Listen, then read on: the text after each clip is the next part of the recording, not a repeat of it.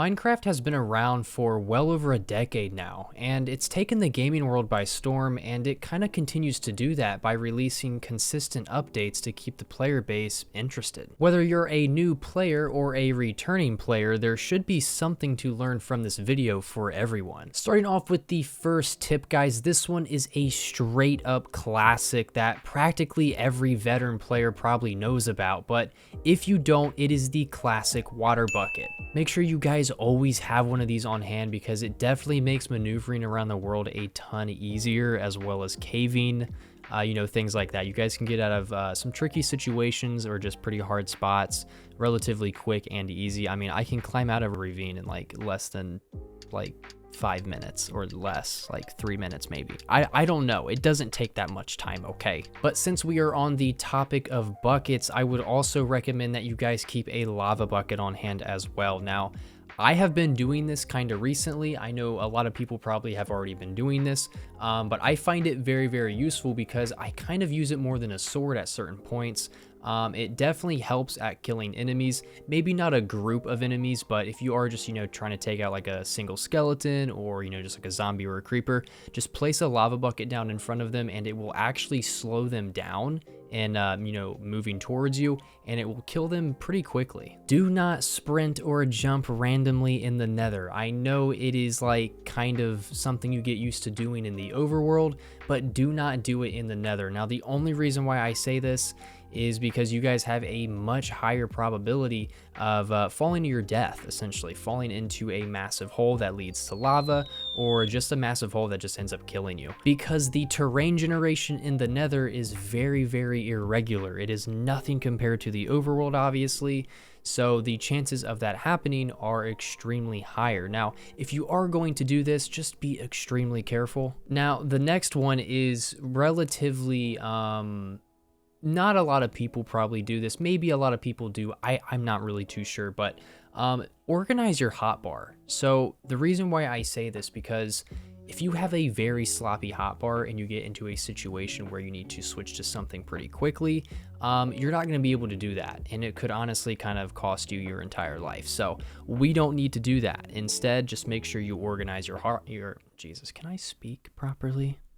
Just keep that hotbar organized. That's all I really gotta say, guys, because it could really, really save you in a dire situation if you need to switch to food, for example, or a sword, maybe a shield, a water bucket, food. I don't know, just keep this thing organized. Now, if you guys are pretty new into your world, you guys haven't really progressed to the point of shulker boxes, I would highly recommend that you utilize llamas. Now, the reason why I say this is because llamas can have a chest attached to them. You can also like pimp them out with like a carpet and stuff like that, but that's besides the point. You can attach a chest to these guys and actually carry them with you on like a lead. So it's very convenient for transporting items if you have not gotten shulker boxes yet. Now, if you haven't been on Minecraft in some time, they kind of changed how diamonds are spawned. So previously, prior to 1.17, they spawned at Y levels 5 through 12. However, now they spawn at 15 through -64. So the chances of finding diamonds are low-key kind of a lot easier. It's not as difficult to find diamonds. So yes, all you got to do is the further you go down, the higher the chances you have of finding diamonds. Pretty easy, right? Now, if you guys need a quick amount of sand or a quick amount of gravel, the quickest way of obtaining these items, instead of sitting there with a shovel for minutes on end, is to simply just you really just need one torch. Just take a single torch, go up to a pile of sand, break the very bottom block, and then quickly place a torch. All of the sand will proceed to fall onto the torch, and it's just going to break all the blocks, and you can just pick them up from there. It makes getting sand and gravel like a shitload easier.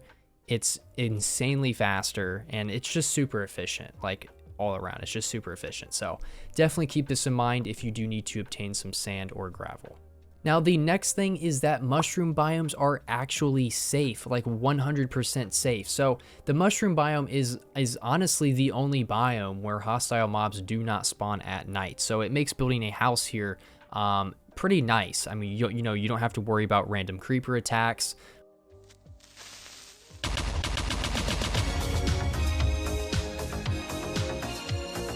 Or skeleton attacks, phantom attacks, you know, all those annoying guys. Another crazy thing is that there are also no mobs in the cave systems too, so this pretty much will allow for safer mining.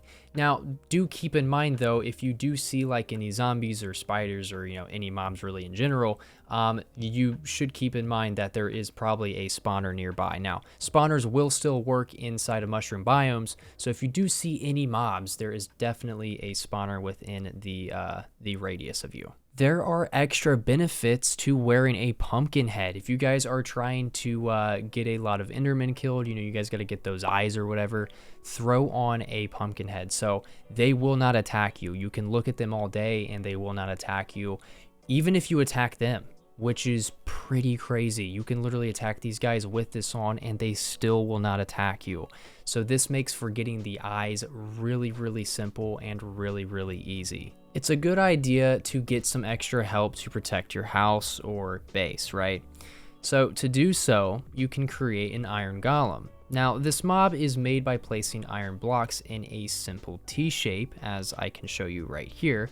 Now, once summoned, the iron golem will essentially defend. It's going to defend against any hostile mobs nearby. That's pretty much what they do. They're just kind of like walk around your base, kind of just keep it on lockdown. You guys know the whole deal. However, they are extremely powerful and durable, so they are absolutely perfect for standing guard. If you guys find yourself underwater, maybe exploring an ocean monument or maybe even a cave underwater, make sure you do carry a door with you. Now, the door will essentially give you an air pocket underwater, so if you guys are about to suffocate or anything like that, you will not have to swim back up. Just simply place a door underwater and it will create an air pocket, allowing you to catch your breath again and continue your journey. If you guys are not a cat person, well, now is the time to become one, because these guys actually scare creepers away from even getting close to your base. So again, you don't have to worry about any random creeper attacks. Just throw a ton of these guys around your base and you will be pretty set from keeping creepers out. These paired with iron golems, you guys are pretty much set. I'm just going to be honest, like your base is pretty good. You could even throw up some cool defense towers as well, and you guys have a pretty protected base from mobs. Now, the Blaze is a pretty powerful mob in the Nether, and to be quite honest, they can be kinda tough to take out. My best approach to this would be take a lot of snowballs. Blazes are pretty weak to snowballs, and I'm not gonna lie, they kind of kill them pretty quickly. So if you guys just take a bunch of snowballs, just use these on them. Obviously, you can maintain a pretty good distance from them as well. And also, if you guys don't want to waste arrows for your bows, right, you guys can just take a lot of snowballs. And they're very, very expendable. So you might as well just, you know, use some snowballs. So take some snowballs with you in the Nether next time if you guys want to farm some blazes from, I guess, a distance. Enemy spawners can be extremely frustrating. They spawn enemies into the vicinity until you get tired or are pretty much defeated, unless, of course, you're able to destroy them. However, there is another option. Just place torches all around the spawner and they won't spawn, and you guys can keep coming back to get farms, get items, get XP, etc. I typically just place one torch on top of the spawner and that works, but if you guys want to place torches all around it, that's totally fine as well. But make sure there is at least torches on the spawner itself. Do not break the spawner, because if you do break the spawner, there's no way of getting it back. Mooshrooms are a special type of cow that are exclusive to mushroom biomes, which we did mention earlier. However, they are similar to regular cows, and you can even milk them. But instead of milk, you get mushroom stew, which of course is very helpful for a food source. However, do not use a regular iron bucket to milk these guys, because in that case, you will just get milk. You are going to need a wooden bowl. Now, once you do milk them with a bowl, then you will get your mushroom stew. Like, low-key, this is kind of like an unlimited food source. I mean, if you guys just like trap these guys in like a fence or something and, you know, don't let them escape, there's really no point in killing them to get beef, because you have unlimited mushroom stew, right? Maps are a great way to navigate the world around you, but you can also use them to make some pretty epic art, kind of like the art that I made right here. Essentially, maps serve as the canvas for pixel art. So once you remove the blocks from the ground, the map will update and change. Now, by adding a glass pane to the map, you can actually lock it in place. Now, this is helpful if you want to document your base's progression over time. It's especially helpful for those who are making several map art pieces on the same overworld surface. Now, let's go ahead and go over zombies and turtle eggs. Now, this may sound like a punchline to a bad joke, but zombie variants are all attracted to these little eggs. Now, by zombie variants, I simply mean normal zombies, husks, drowned, zombie villagers, and even zombified piglins. Now, with this in mind, turtle eggs are a great way to make a farm. So, for example, you could make a zombified piglin gold farm. Now, do not roast me for my horrible farm that I made here in the nether. But anyway, when the egg is in the center of a spawn platform, basically the zombies will head toward it. So if you place a hole just before the eggs, the mobs could fall to their death and drop gold, or they could just fall in this hole and get trapped, and then you can just kind of like go sort of like below them and just kind of start hitting them with your sword, killing them, and then go in and collect the gold from there. Do not waste your harming or instant damage potions on undead mobs. This will unfortunately heal them, and quite frankly, that's not what we want. So the potion that actually does work on them in terms of damage would be the potion of healing. I guess you can't harm undead mobs, but you can heal them, I guess, right? Yeah, that makes sense. Soul Fire is 2 times stronger than regular fire. Now, this is extremely important to note as if you are trying to build a farm of some sort. Now, I would recommend that you opt for Soul Fire as it kills mobs way faster. It's literally 2 times as fast as a regular set of fire. So I'm going to go ahead and place 2 piglins here, and you guys can see the piglin dies a hell of a lot faster in the Soul Fire than compared to the regular fire. Now, if I myself jump in this fire, you will see that I am actually losing a heart. Like each hit that I take from the fire, I'm losing 1 full heart. Now, in the regular fire, I am only losing half a heart a time. So Soul Fire is a lot quicker at taking things out. The Ender Dragon head can be found on ships inside of the end, and it can be easily overlooked and forgotten. But one thing that you might not know about, it's kind of like a little funny feature, but if you actually take this head here and you put it on, and as you walk, the mouth will move. It kind of looks like you're talking a little bit. Every time you walk or even take steps, the mouth starts moving. Now, you can also put this up in your house for decoration. You can throw a lever beside it, and the mouth will just sit there and like move constantly with the lever on. You could even throw it behind a redstone block as well. And you can pause the mouth on certain animations as well. If you want it to be closed or open, you can also do that with the lever.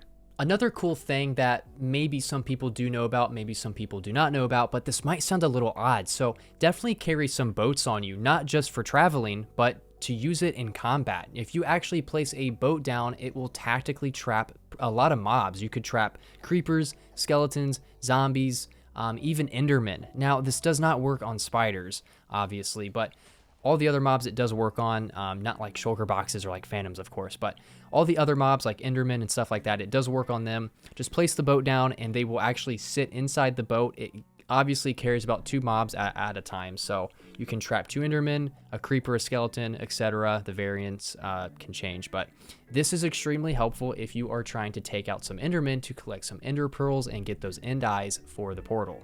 Did you guys know that doors can be utilized as ladders?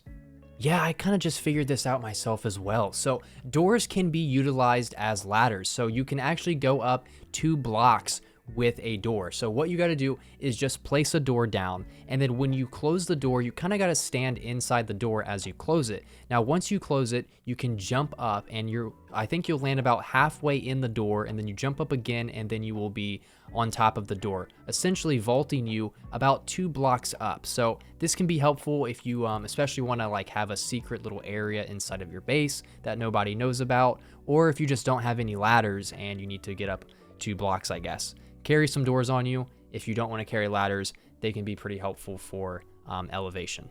Guys, I'm not gonna lie, like shields are low key, I feel like a little underestimated. I would almost say that shields are better than full netherite armor. Now, the only reason why I'm saying this is because they block like 90% of attacks. Like, obviously, if you're getting attacked from multiple angles from multiple different mobs, they're not going to be super useful, but they will block a full-on creeper explosion. You'll take like 0 damage. Obviously, it blocks skeleton shots, zombie hits. It blocks a whole lot of damage that you could be receiving. So definitely carry a shield with you because these bad boys will probably save your life. However, guys, that pretty much wraps up everything for the tips and tricks. Hopefully you guys did learn something new. Maybe you did, maybe you didn't. I know if you guys are veteran players, you probably already knew most of this stuff, or there might be something in here that you didn't know at all. So if you guys did enjoy the video, smack that thumbs up down below. It definitely helps with the video, and it definitely helps reach a newer audience that will find this content enjoyable. So thank you guys so much for watching, and I'll catch you guys in the next one.